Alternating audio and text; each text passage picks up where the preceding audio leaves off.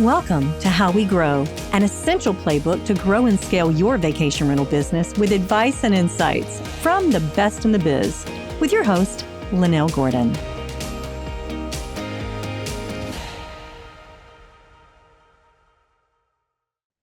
Welcome to How We Grow, the vacation rental show. We have a very special guest on today, Dru Brown, who has many years of experience, over 17 years of experience in the industry. And he's doing his own thing now. So he's started that from scratch. So he's going to have really good advice for you guys who want to grow your business. Dru is the managing partner and co-founder for Island Time Hilton Head Vacations. Now, you've been doing that since 2019, right, Dru? Yes. So we started in September of 2019, right before COVID. So it was an interesting time. We had a lot of optimism. And then first 6 months in, it was really interesting to see kind of the world change. Oh, yeah, for sure. So we start on the show. We always start with stories of homeowners and guests. So tell me your favorite story for a homeowner and then one for a guest. And it doesn't have to be instructional. It can be entertaining too. Sure. Well, I definitely have one for the guest side. That'll be really interesting when I get there. But homeowner wise, it's been really a great journey for us when it comes to that, to be in a position, like you said, somewhere between 17 and 20 plus years of experience here on the island locally and in the vacation rental world. So I have gotten to know a lot of people over the years, and to be in a position, I think for me, what was so great when my partner and I decided to do this venture was the amount of people that were just happy for us when we said, hey, we're doing our own thing, and they were just so supportive. So for me, it's not necessarily an individual owner story. It's more so the amount of community support that came out when we launched the business, from different vendors that wanted to work with us, different homeowners that wanted to work with us, and just in general the community. So in terms of guests, I have a very, very enlightening and funny story.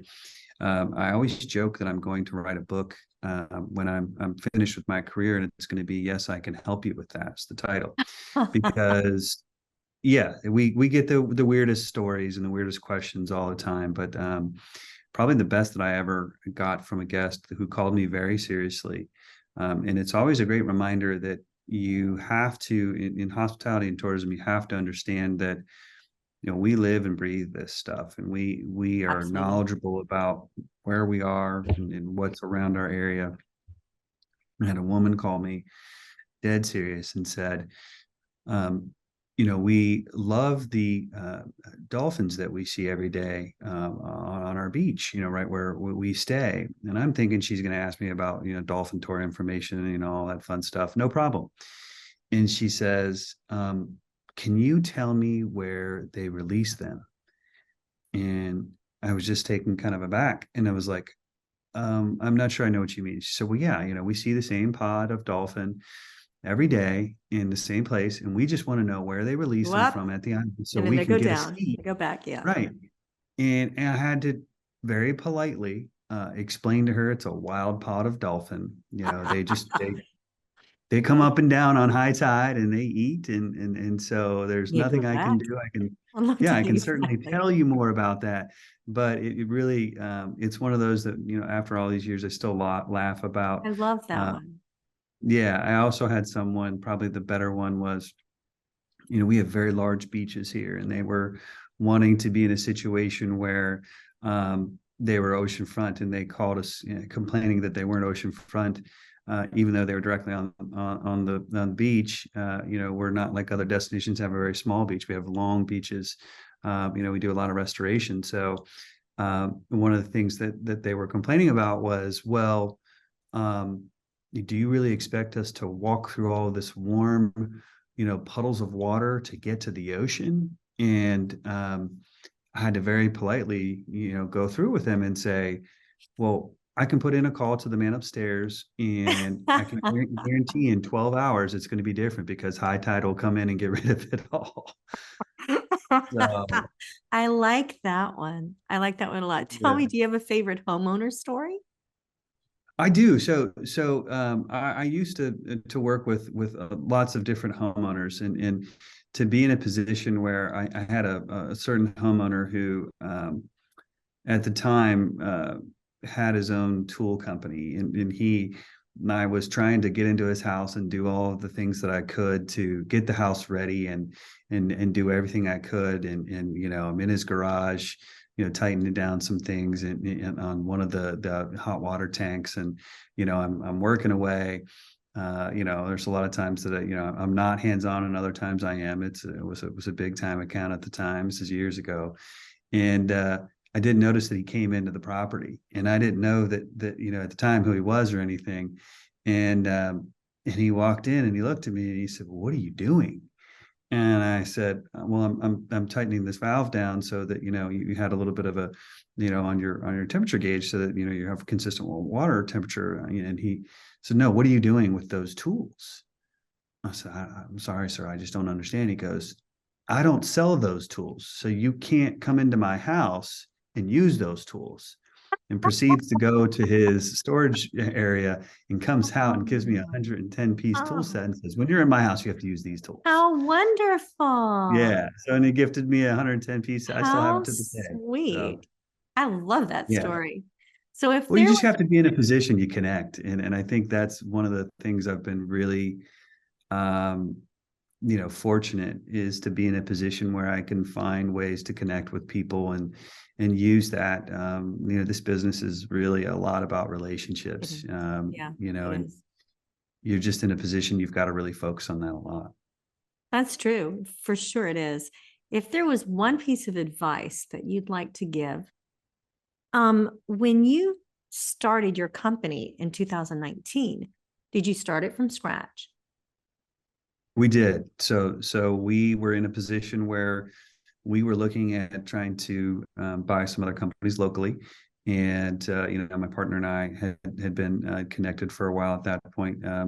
I'm very lucky to have a great business partner in our CEO, Eric Murray. He's got a lot of international experience. Mm. So we knew that we were going to do something, and we were trying to, purchase some other companies that were for sale at the time, and it just didn't work out. And so we said, "The heck with it. We're going to start our Grow own it thing." organically. Yeah, and So it's been all less than 3 years or less three than years? 3 years. Yeah, Well, three years and 2 months, 2 months, and we right? now have, yeah, we now have 130, around 130 properties. True. That's But we can, tremendous growth. You yeah, guys yeah, are and amazing. almost 20 employees. So That is we're really proud of remarkable. that. A couple of things that are remarkable about that. Number one, you've gotten so many homeowners. Number two, Mhm. that you have the management experience to manage those 20 employees. I mean, seriously, that's Yes, huge. For that yes. amount of time in your business, you've grown remarkably. So tell me, or tell everyone so we know, what is the number one key to your growth during the last 3 years? You went through So I COVID would, too. I mean, I'm just going to say, I just need to mention that you went through right. COVID during this and still grew. Yeah, and not only through COVID, we actually tripled the size of the company through COVID, Well, because our real estate market really took off, which is great. But for me, I'm a large believer in one things that my partner and I really try and focus on with our homeowners is trying to communicate, and really setting realistic expectations and goals with homeowners. We really for the amount you're uh, talking about for the rental, for their growth and their revenue. Yes, in just in anything in terms of creating a realistic understanding and expectation of how we're going to manage the property, how we're going to market the property. What one of the biggest learning curves that we had to go through very early on as a company was understanding that uh, we needed business to be able to eat and feed our families and feed the families of our employees, but we needed to do it in such a way that was our own. in the sense of homeowners are going to have demands, preferences, if you want to say, on how they want to do things, how they want to market the property, how they want it managed, etc. And I think that we hit, probably between year 2 and 3, we hit some growing pains because we had been in a situation where we said yes a lot, in the sense of, yes, we can do that. That's not a, it's not a large ask, for a homeowner. But then you get into a position where you've got lots of different asks, and you're relying on your staff to, be able to execute that, or you're having to do that yourself, and it makes your life very difficult. So, we've just tried to really focus on, if I was going to give some advice, is really understanding what you want your, how do you envision your brand, and how do you execute, operationally, and again, from a sales and marketing perspective, to get to your brand. And then from there, how do you elevate the brand experience? So, for us, we got to that precipice very quickly, and then got into a position where we then said, it's okay to say no, if we're in a position where it's the right situation for us, because we can't go off brand. When it comes down to it, these properties that are joining our program, or our collection as we call it, they're in a position where they want to be a part of what we have, and we have to be good stewards of that. Because if we're not going to have consistency. And if you don't have consistency, you're in a position where you're going to have too much margin for error.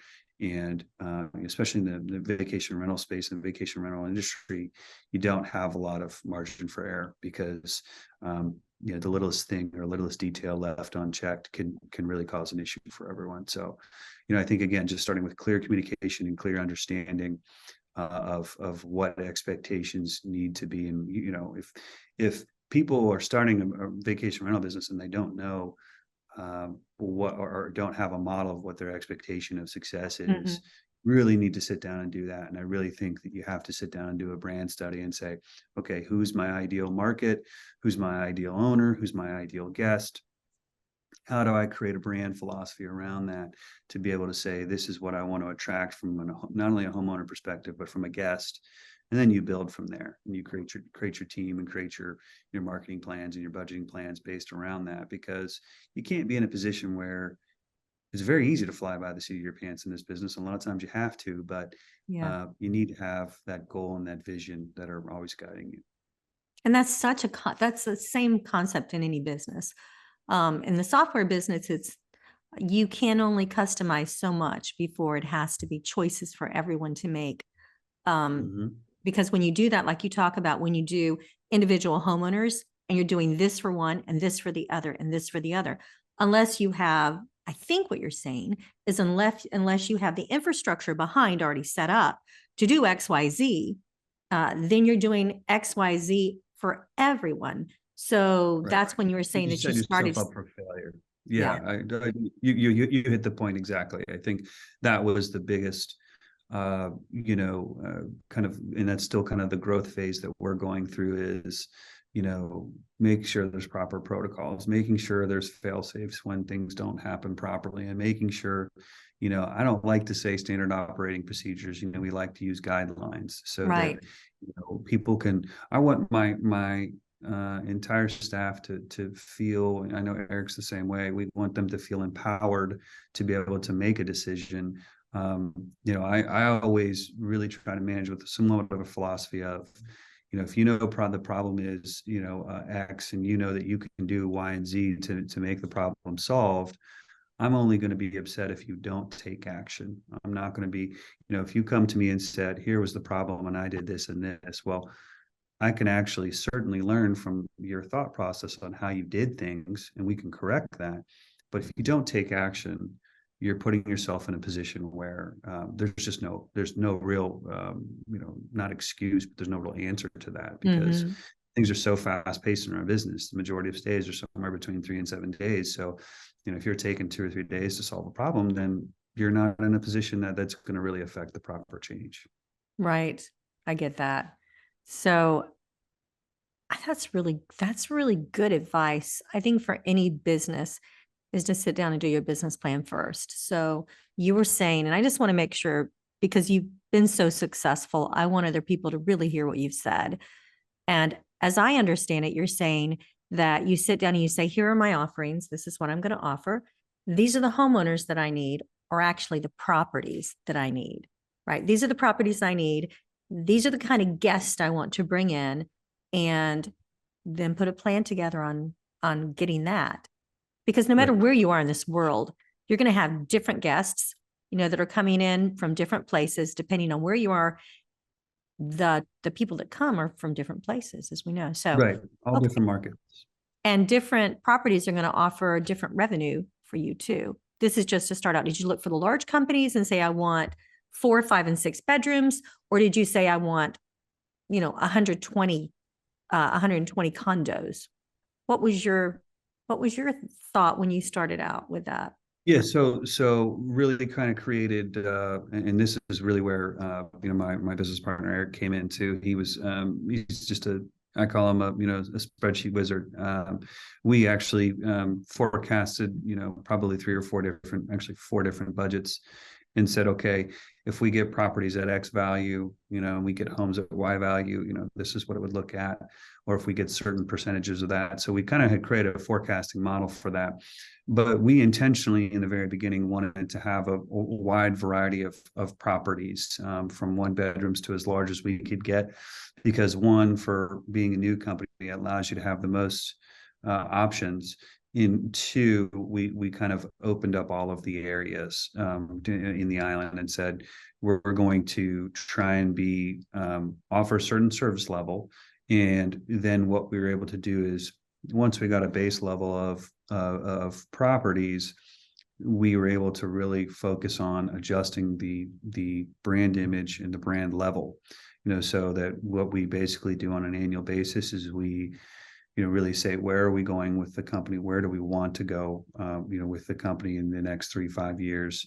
And so what we were able to do was evolve how we do things, because we were in a position that we could say, okay, we've gotten all of these different types of properties, but what's been the most successful for us? And then we were able to kind of boil down what's been the most successful and create a plan on how do we get more of those types of properties. And then as we do that, even the homeowners themselves notice that, hey, your brand is evolving. You're gravitating towards this type of property. Am I still your ideal client? And there's been other times where we've had to literally, bite the bullet and go to homeowners and say, hey, we're getting out of this portion of the island or this type of property in the island. I've already done the research, and here's a couple of companies that would help you, but it's not probably the best plan for you to stay with us, because this is not our primary focus any longer. And you got to make some hard decisions. We very early on in our business, when we had the level of growth that we had through COVID, we got in a position where we said, hey, we could be the next 600, 700 property behemoth, on the island, and really kind of put this thing out to grow and cash in pretty quickly. And then we kind of said, what we really envisioned for the company was, a very high end, luxury, concierge level experience. And so that's what we did is, so we've actually managed somewhere between 140 and 150 properties, each, of the last couple of years, but we continue to shrink the inventory down and grow the value of each account, or going from more condos into homes, because it's easier to upsell a luxury experience to someone that is not as, is very passive about their thought process on income, versus someone that's watching every single dollar as a guest. Absolutely. And that's really when you look at the data for our area, that's the demographic that we really cater to. So we're really just trying to put the company in a position to, have the best ability to cater to the best level of guests that come to our area. This episode of How We Grow is sponsored by RevMax, the premier full-service revenue management system. Built for vacation rental managers who are looking for a market edge, RevMax offers data-driven tools and services that will increase revenue and drive more profit. Connect with their revenue management experts at getrevmax.com and discover their full-service revenue management solution. What's the one thing that you would do differently if you started today as opposed to 3 years ago? What did you learn? What was one thing that you learned that you might want to share with people who are growing?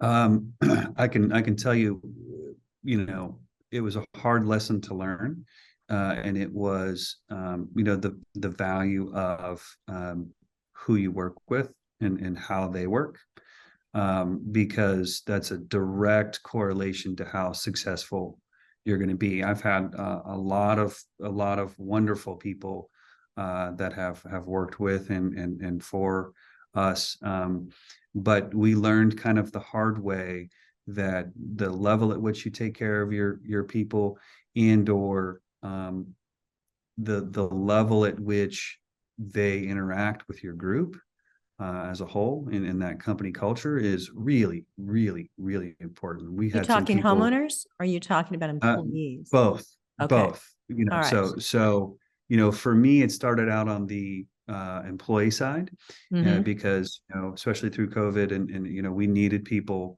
to come help us, and we got great people, but we didn't consider the impact of culture as much as we probably should have. And in the end, that ended up, causing more issues, and had, impact on who stayed and who went, Of in terms course. of our employees. And same thing with the homeowners. As we get to this point now, we have a 6+ figure account that we're talking to today, and have been for the last couple of weeks. And there's been some red flags in the conversations, and it's, do we really want to take this homeowner? To be able to put yourself in a position where you have kind of a culture statement for who you're looking to work with. We want true partners that want to partner with us, and we want their success to be our success, and I want our success to be their success. So, you just not really knowing the impact of that when I first started, we're big believers, and we focus a lot on that now. So I think really understanding the culture of the business, because when you're a founder or a CEO, or a C-suite in a quickly growing business, you've got blinders on, You do. because It's true. you're I always, kind of, and now the team knows it.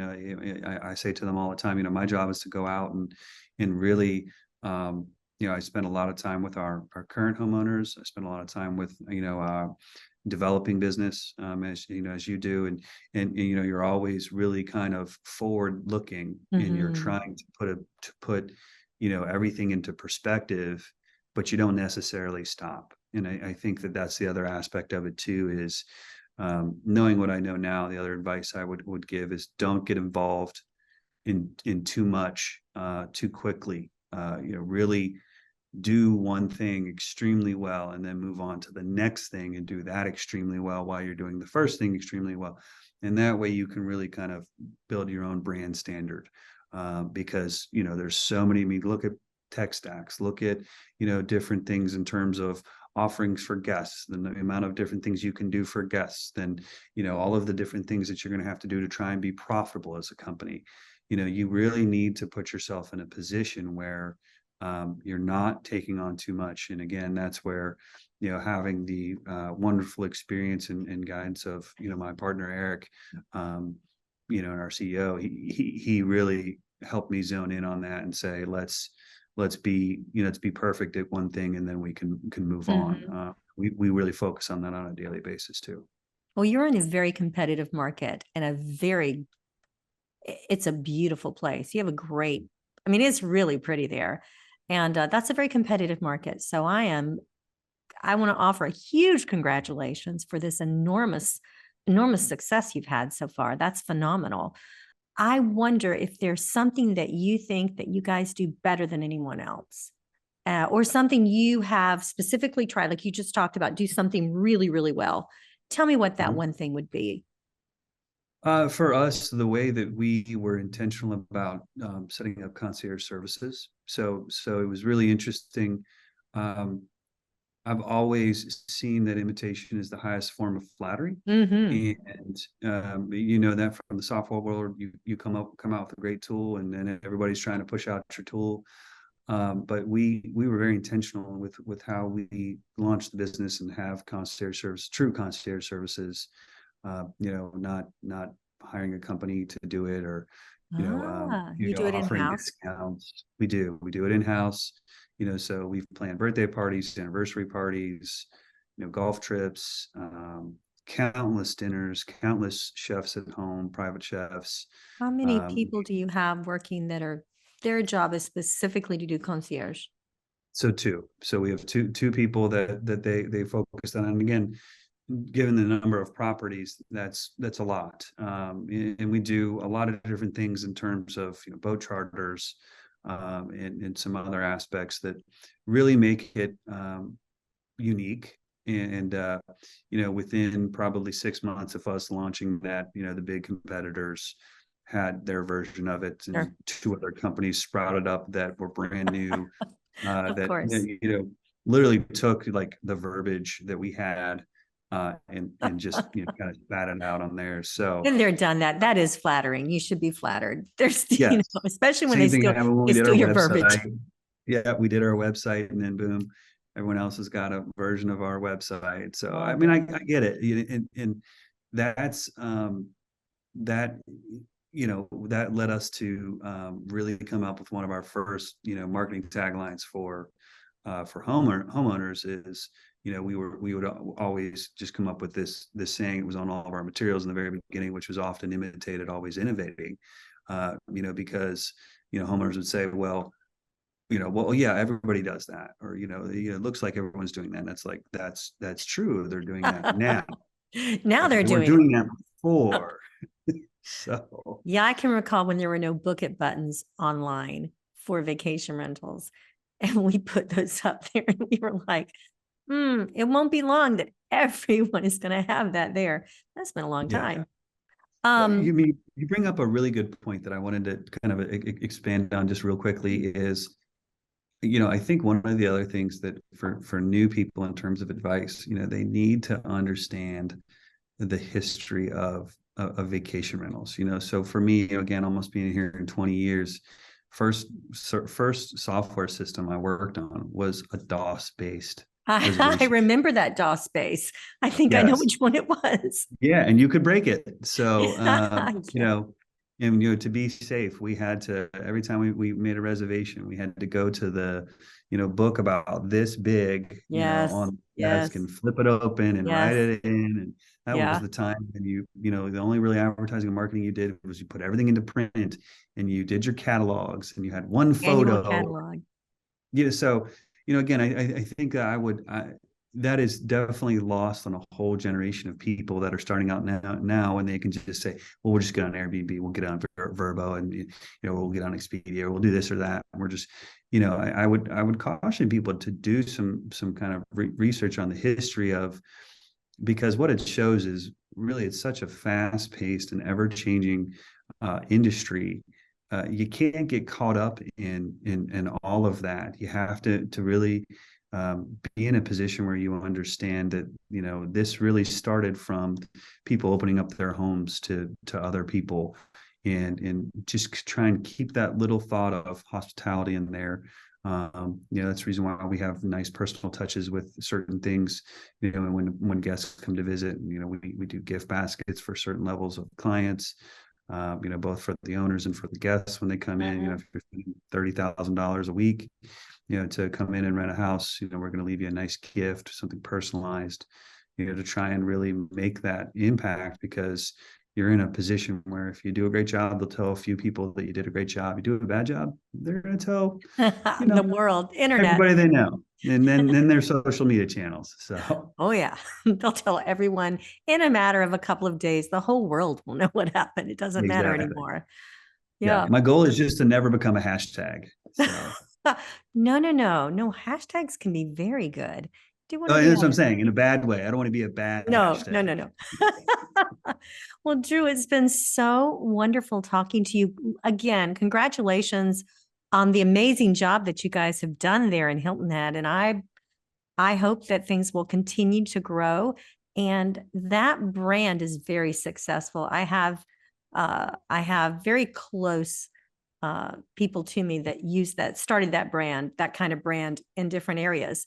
And you notice that you actually do pare down your inventory.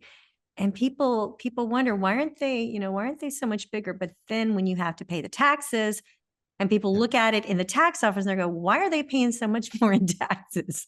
Yeah, Well, exactly. that would be because they're a lot more profitable, even though they have less bulk. Exactly. Yeah. Yeah. When we look from first year to third year, it's like you just put yourself in a position. It's like, you're doing so much more, we've more than quadrupled, each year in terms of Unbelievable the revenue. growth.